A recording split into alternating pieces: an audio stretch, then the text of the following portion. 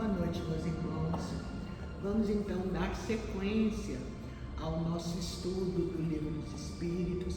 Quem nos acompanhou a semana passada viu que nós falamos um pouco sobre a introdução do Livro dos Espíritos, que lá é chamado de prolegômenos, palavra antiga, né? Pois é, mas é a introdução do livro. Nós demos assim uma corrida de olhos, digamos assim, sobre tudo o que este livro maravilhoso trata. Esse que é o primeiro livro espírita de que se tem notícia, não é? Então hoje nós já vamos entrar no capítulo 1º do livro. O capítulo 1º se divide em várias partes. Hoje nós vamos tentar concluir, os 2 primeiros itens do capítulo 1º. O capítulo 1º chama-se De Deus. Por que de Deus?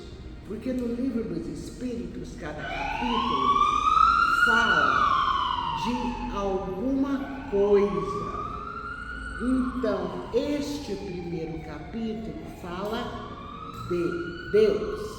Então, todas as vezes que vocês abrirem o Livro dos Espíritos e virem lá no capítulo 1 de Deus, vocês podem entender que este capítulo está falando sobre Deus, como se fosse possível falar, mas vamos lá. A primeira parte deste capítulo, ela é composta de 3 questões que tratam de Deus e do infinito, da relação que existe e da diferença também entre Deus e o infinito. A pergunta número 1 é a seguinte: o que é Deus? Vê que não é quem é Deus, é o que é Deus. Aí os espíritos responderam: Deus é a inteligência suprema, causa primária de todas as coisas.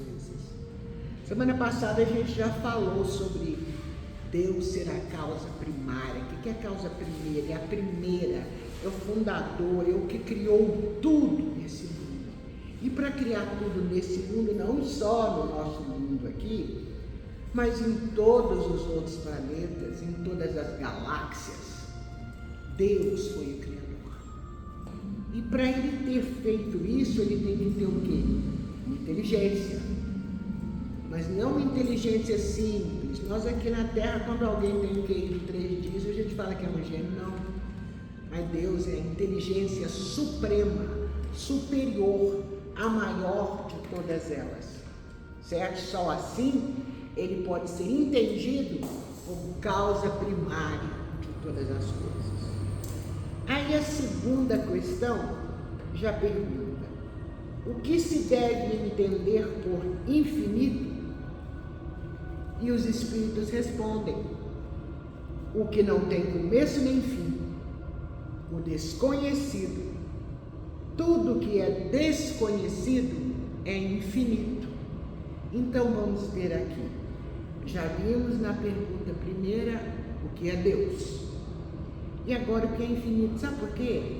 Porque muitas vezes nós, erradamente, dizemos que Deus é o infinito. Deus não é o infinito. O infinito é um atributo de Deus. Deus é o substantivo. Infinito é o adjetivo. Então nós pensamos assim, como se fôssemos falar: Maria é bela. Maria é o substantivo, bela é o adjetivo. Deus é infinito, mas essa é uma definição incompleta. É o que nos diz a terceira pergunta. Poder-se-ia dizer que Deus é o infinito? Aí os espíritos respondem: definição incompleta, pobreza da linguagem humana, insuficiente para definir o que está acima da linguagem dos homens. Por quê? A gente pode falar que Deus é infinito em todas as suas perfeições. Porque tudo que nós entendemos sobre perfeição, em todos os aspectos, emana de quem? Emana de Deus.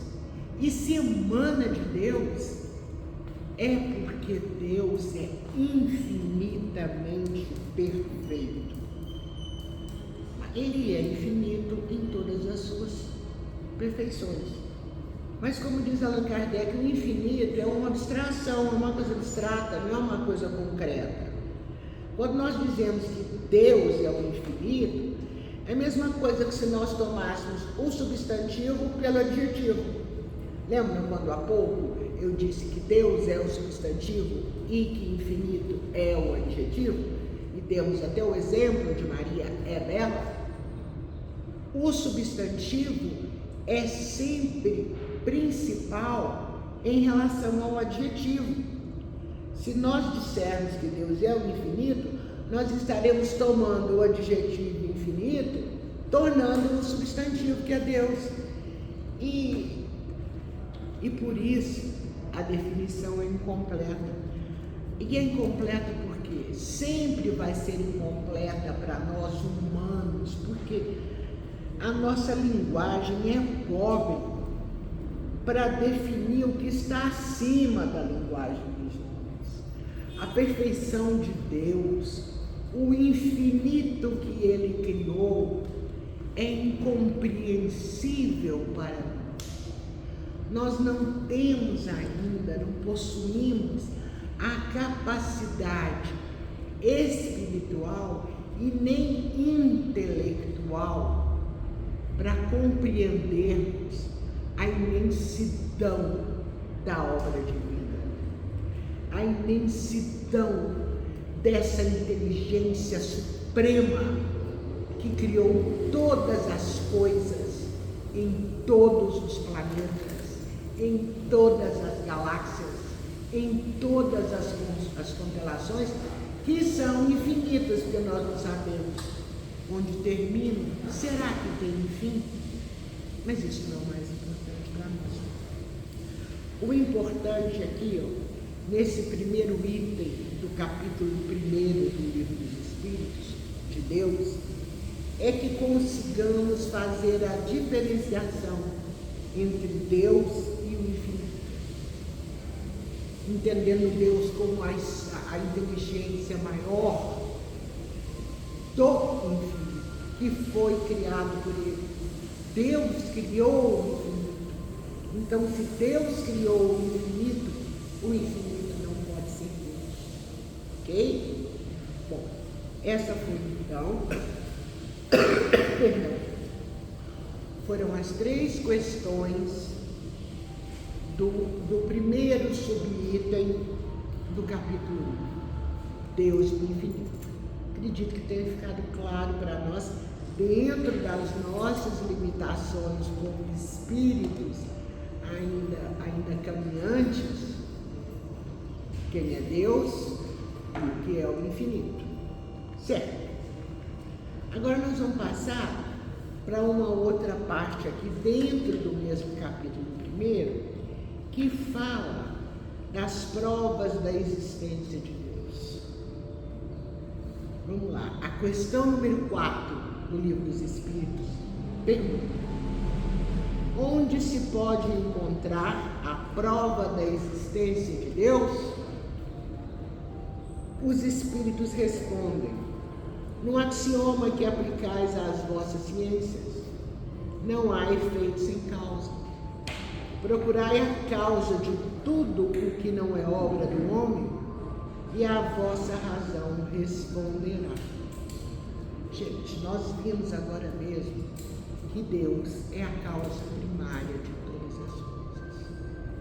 Se existe uma causa, essa causa gera um ou vários efeitos, não é verdade?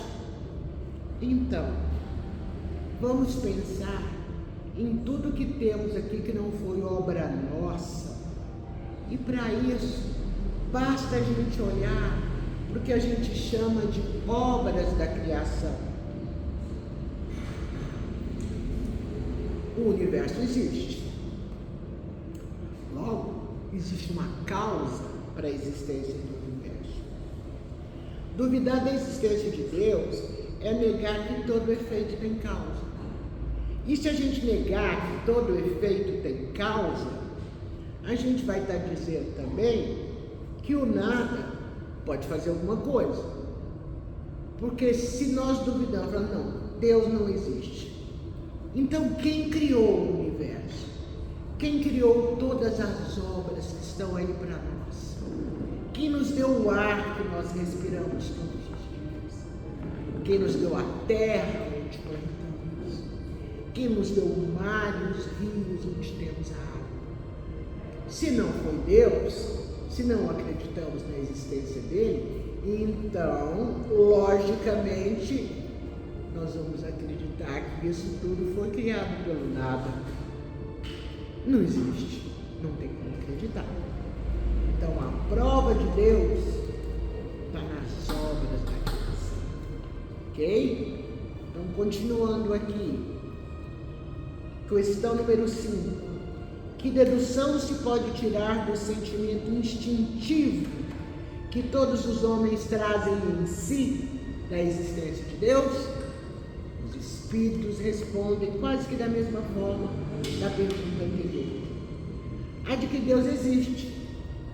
Pois de onde lhes viria esse sentimento se não tivesse uma base? É ainda uma consequência do princípio: não há efeito sem causa. Nós já nascemos, dentro de nós, ainda que não professemos nenhum tipo de religião, nós sabemos que existe uma inteligência superior que Ele criou tudo que está aqui para a gente. Instintivamente nós sabemos disso. Não precisamos de nenhum estudo, não precisamos de nenhuma doutrina, não precisamos de nenhuma religião que nos ensine isso. Nós já nascemos com essa certeza. Até aqueles nossos irmãos que dizem que são ateus, Eu costumo dizer que são ateus, graças a Deus. Porque, inclusive, é Deus, como causa primária das coisas, que permite o ateísmo, que permite o panteísmo, que são a doutrina dos vários deuses, que nós vamos ver aqui para frente, daqui uns tempos. Então, Deus fornece tudo. Deus é o grande construtor, certo? Deus é o Criador. Nós somos as criaturas, certo? Então, continuemos. Questão 6.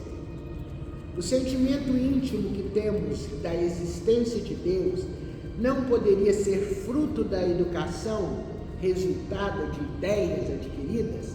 Resposta dos espíritos. Se assim fosse, por que existiria nos nossos selvagens esse sentimento? Porque educados são os homens urbanos, aqueles que têm acesso desde o nascimento à educação da família ou de instituições que os criam, como os orfanatos, tudo, e tem depois acesso à educação das escolas. E até bem pouco tempo atrás, antes da Constituição Federal de 1988, o Brasil era oficialmente um país católico, ou seja, todas as escolas de origem católica ou laicas, até 1988, eram obrigadas a dar aulas de ensino religioso, ou seja, todos nós temos esse instinto íntimo da existência de Deus e ele não deriva dessa educação. Por que a gente sabe que não deriva? E os índios, os selvagens, aqueles que nunca tiveram contato com a dita civilização e que têm adoração pelos seus deuses, que na verdade todos esses deuses são apenas um sinônimo de Deus. Então, esse sentimento íntimo que temos da existência de Deus não é fruto da nossa educação, é fruto do sentimento instintivo que todos nós nascemos. instruídos ou não. Continuemos. Questão 7. Poder-se achar nas propriedades íntimas da matéria a causa primária da formação das coisas? Lá vem a química e a biologia, gente, que eu sempre odiei. Apesar do Valdo, nosso presidente aqui do SEBA, ter sido professor de biologia a vida inteira. Como eu não gosto dessa matéria. Vamos lá ver a resposta dos espíritos. Mas então, qual seria a causa dessas propriedades? É indispensável sempre uma causa primária. Ok. Tá. Se as propriedades da matéria, propriedades químicas, físicas, biológicas, fossem a causa da formação de tudo do universo, quem teria formado essas propriedades? A causa suprema, primária de tudo, a Deus. Caímos sempre no mesmo vórtice, não é? Então, se a gente for atribuir a formação primária das coisas às propriedades da matéria, seria da mesma forma, como já dissemos mais ali atrás, tomar o efeito pela causa. Porque essas propriedades são também um efeito que tem que ter uma causa. E a causa de tudo é Deus. Questão 8.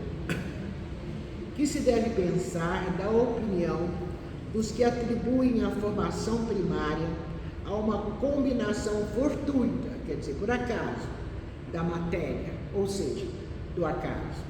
Respondem os espíritos. Outro absurdo. Que homem de bom senso pode considerar o acaso um ser inteligente? E demais, o que é o acaso? O acaso é um nada. Nós falamos agora mesmo, Leon, sobre a prova da existência de Deus. Se nós acharmos que Deus não é a causa primária, nós seremos obrigados a concluir que o nada criou todas as coisas do universo. O nada cria, porque o nada é. A harmonia que existe no mecanismo do universo traz em si combinações e desígnios, objetivos determinados. E por isso mesmo, conforme diz Allan Kardec, revela um poder inteligente. E que poder inteligente é esse? É Deus, o Supremo Criador, a inteligência primária, responsável por todas as coisas. Nós estamos repetindo muito isso aqui nesse capítulo, porque é necessário que nós não tenhamos nenhuma dúvida a respeito de que Deus é a causa primária de tudo, certo? Né? Se nós formos atribuir essa causa primária ao acaso, é uma insensatez, porque o acaso é cego. O acaso não pode produzir os efeitos que a inteligência produz. Um acaso inteligente já não seria o acaso, já seria a causa primária das coisas, ou seja, seria Deus. Questão 9. Em que é que na causa primária se revela uma inteligência suprema e superior a todas as inteligências? Essa questão aqui é muito interessante. Estava lendo ela hoje muito cedo e pensando. Vamos ver primeiro o que os espíritos responderam. Tendes um provérbio que diz: pela obra se conhece o autor. Pois bem, vede a obra e procurai o autor. O orgulho é que gera a incredulidade. O homem orgulhoso nada admite acima de si.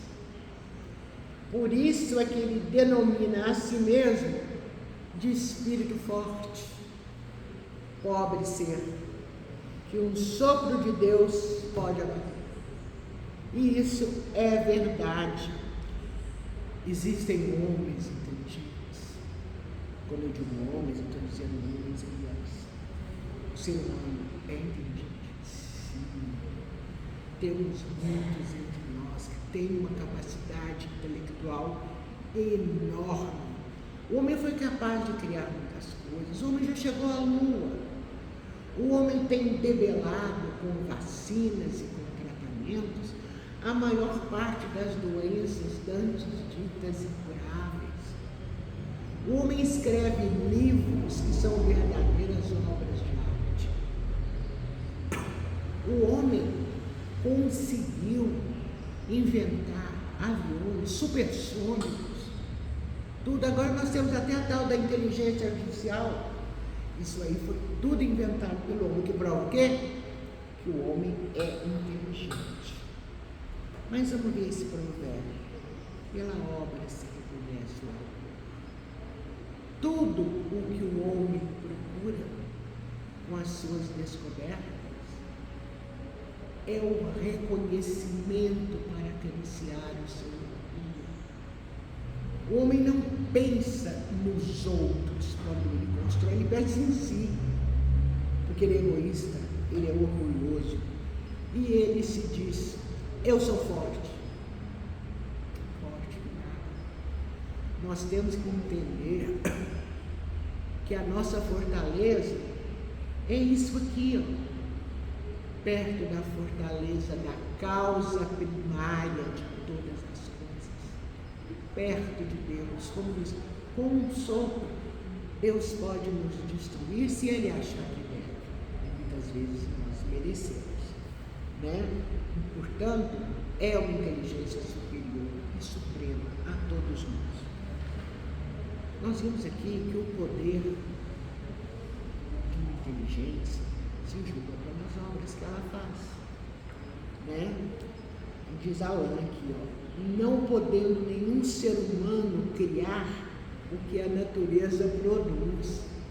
Ninguém cria os rios, a água, o ar que respiramos, o sol que nos aquece a pele, a lua e a noite que nos refresca, a terra que nos traz o alimento através da plantação, a chuva que vem para arar a terra. Nenhum ser humano criou isso. Isso só pode ser criado pela causa primária. E, portanto, a causa primária é o quê? É uma inteligência muito superior à inteligência humana. Quaisquer que sejam os feitos, os prodígios que a inteligência humana tenha conseguido operar, tenha conseguido fazer, ela própria, a inteligência humana, tem uma causa. Porque ela não se criou sozinha. Ela tem uma causa. E quanto maior for o que ela consiga, maior será a causa primária que a criou, certo?